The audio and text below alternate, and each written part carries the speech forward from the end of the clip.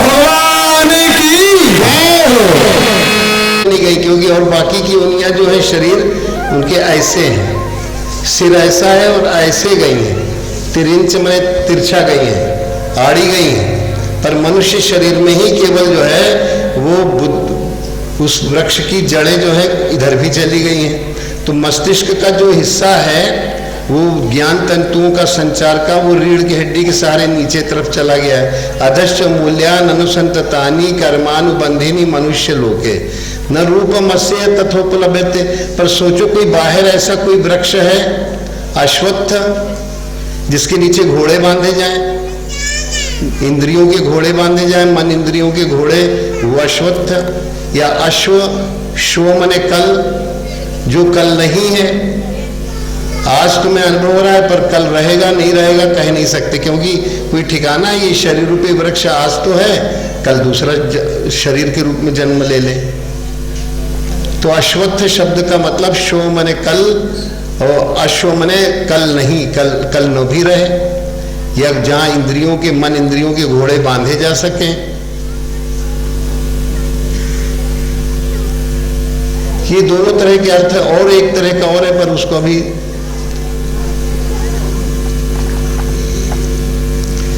तो ये इस वृक्ष को क्या पूजा की जाए?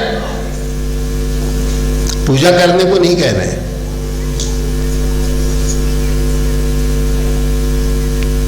ये तो कहेंगे कि अच्छा ये पीपल का वृक्ष तो बड़ा अच्छा है, इसकी पूजा अर्चना इसीलिए भगवान कृष्ण कहे, ऐसा कुछ नहीं कहे।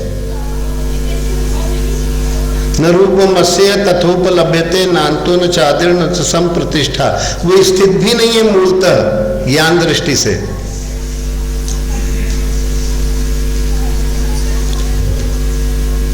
पर इसकी जड़ें बड़ी मजबूती से पकड़े हुए हैं। तो मसंग शस्त्रेण दृढ़ेन,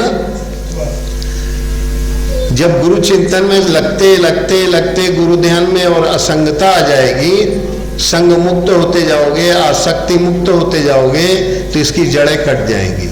असंगता रूपी शस्त्र से इसको काटना है, इस वृक्ष को। तो जब गुरु महाराज का संग करोगे तो इससे क्या हो जाओगे? असंग।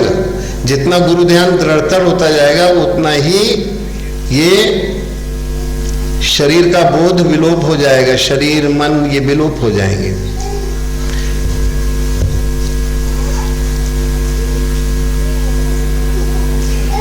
इति गुह्यतमं शास्त्रम इदमुक्त मया नघ एतद् बुद्धा बुद्धिमान स्यात् कृत कृत्यश्च।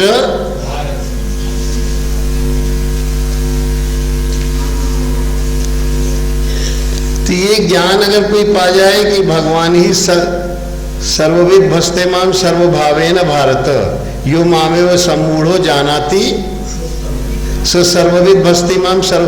अंत में उपसंहार उन्होंने इन दो श्लोकों के द्वारा किया है। जो गुरु स्वरूप को यो मामेव विवेकी जन, जिसके अंदर मूढ़ता नष्ट हो चुकी है, जड़ता नष्ट हो चुकी है, जिसका मैं आत्मा का हो गया है, गुरु स्वरूप का हो गया है, तो यो मामेव सम्मूढ़ो, असम्मूढ़ो जो मूर्ख नहीं है विवेकी है, जानाति उत्तम पुरुष जानता है, जानाति पुरुषोत्तम। स सर्वविद ये भक्ति का स्वरूप है। स सर्वविद भस्ति माम, सब कुछ जान करके मेरा भजन करता है सभी संपूर्ण भावों से, चाहे शत्रु का भाव हो, चाहे मित्र का भाव हो, कोई भी भाव हो, वो मेरा ही भजन करता है इसके द्वारा। और यही शास्त्र है। इति गुह्यतमम, ये गुह्यतम, गुह्यतर, गुह्य मने गुप्त, गुह्यतर मने उससे गुप्त, और परम गुप्त, यही गुप्त शास्त्र है, अत्यंत गुप्त शास्त्र कि गुरु महाराज से जुड़ जाओ, जुड़ते जुड़ते जुड़ते सबसे बिल्कुल असंग निर्लेप हो जाओ। इति गुह्यतमं शास्त्रम इदम उक्त्वा मया नघ, हे निष्पाप अर्जुन तेरे प्रति मेरे द्वारा कहा गया। और इसको जान करके क्या होगा? एतद् बुद्ध्वा बुद्धिमान स्यात् कृतार्थता को प्राप्त हो जाएगा। उसको फिर कुछ करना शेष नहीं बचेगा, क्योंकि करने वाला काम तो किसका है? प्रकृति का। और जब सात्विक प्रकृति आध्यात्मिक प्रकृति हो जाती है तो उसका वर्णन आगे आएगा 16वें अध्याय। माने शास्त्र गीता 15वां अध्याय ही शास्त्र रूप में है। यही शास्त्र है। 16वें अध्याय में कहते हैं कि दो भूत सर्गो, ये दो भूतों में दो सृष्टियां हैं, दैव आसुर एव च। एक दैवी सृष्टि है, दैवी संपदा है, एक आसुरी संपदा है। दैवी संपदा में उन्होंने 26 गुण गिनाए, अभयम सत्व संशुद्धिर ज्ञान योग व्यवस्थित दानम दमश्च यज्ञश्च स्वाध्यायस्तप आर्जवम अहिंसा सत्यम अक्रोध पैशुनम, त्याग शांतिर और पैशुनम, किसी की निंदा चुगली नहीं करना।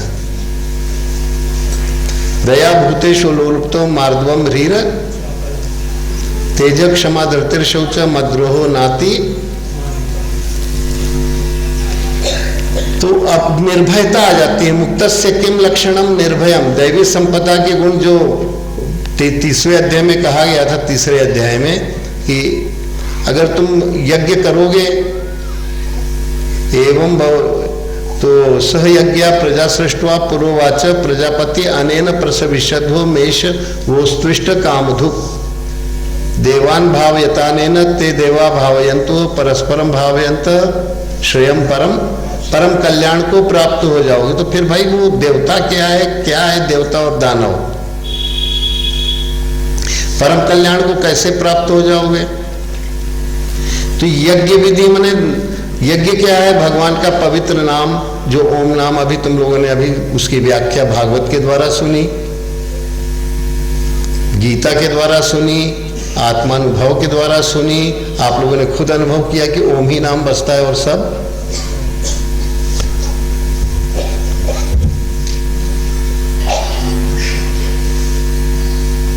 ये दो तरह की शरीर आपके अंतःकरण के अंतराल में दो प्रवृत्तियां, दैवी और आसुरी। तो दैवी प्रवृत्ति आपको जो है शरीर का अहंकार निर्मूल कराती है, दैवी प्रकृति अभयम भयमुक्त करती है। दैवी प्रकृति कौन है? जो भगवान की ओर, तो वो कैसे होती है? इन दैवी देवताओं का भजन नहीं करना है, उनका इस यज्ञ करोगे, नाम जप करोगे, ध्यान करोगे, तो अनेन प्रसविष्यध्व मेष वोस्तुष्ट कामधुक, तुम्हारी पूर्ण कामता को प्राप्त होगे। देवान भावयता ये न, देवताओं की पूजा नहीं करना, देवता इस यज्ञ विधि के द्वारा पोषण पाएंगे। देवान भावयता न ते देवा भावयंतु, वो देवता तुम्हें पोषण, दैवी संपत्ति तुम्हारे अंदर परिपूर्ण हो जाएगी। ये है देवता, ये 26 हैं दैवी संपत्ति के गुण। दो भूत सर्गो लोकेस्मिन दैव आसुर, मैंने जो बहिर्मुखी कराने वाले मन को भाव हैं वो आसुरी भाव हैं, जो मन को अंतर्मुखी करा के गुरु चरणों में, गुरु नाम में, गुरु ध्यान में, गुरु ज्ञान में लगाने वाले हैं वो हैं दैवी भाव। अभयम सत्व संशुद्धि, माने जिससे बुद्धि शुद्ध हो जाए। ये दैवी संपत्ति का अनुसरण करने से दैवी संपत्ति विमोक्षाय निबंधाया आसुरी मता, आसुरी जो है संपत्ति उस और बांधने जकड़ने और अहंकार कराने वाली होती है। तो वो कहते हैं, बहुत समझने वाली बात है कि अभयम सत्व संशुद्ध ज्ञान योग, आत्मा का ज्ञान जो है वो ज्ञान योग तुम्हारे अंदर व्यवस्थित हो जाता है कि मैं कौन हूँ, मैं भगवान आपका हूँ, आप हमारे हैं। ज्ञान योग व्यवस्थिति, सब कुछ आपको दान हो गया तो इंद्रियों का दमन हो गया। इंद्रियों के द्वारा जो कार्य होते थे पहले उसमें अहंकार करता था, उनका दान की आपकी ही चीज है। तो दिय वस्तु गोविंदम तुभ्यमेव समर्पित, दानम दमश्च, इंद्रियों का दमन हो गया, दानम दमश्च। यज्ञ विधि उसके अंदर जागृत हो गई। यज्ञानाम जप यज्ञ, उसमें गीता में भगवान श्री कृष्ण स्वयं कहते हैं एवं बहुविधा यज्ञ ज्ञाने परिसमाप्यते, आत्मज्ञान में सभी यज्ञ क्या हो जाते हैं? सर्वकर्माखिलम पार्थ ज्ञाने परि, कैसे भी ले लो। भगवान कृष्ण चौथे अध्याय में, तीसरे अध्याय में ये सबका अच्छा खुलासा किए हैं सदगुरु रूप में। तो यहाँ पर वो कहते हैं 16वें अध्याय में कि देवी और आसुरी प्रवृत्तियों को ताड़ो,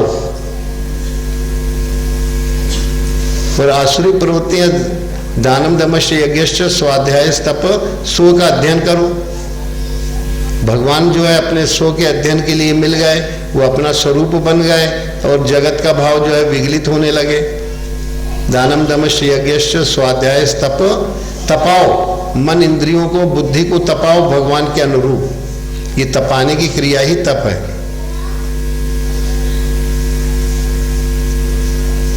तो आर्जवता, अर्जन करोगे, सरलता आएगी।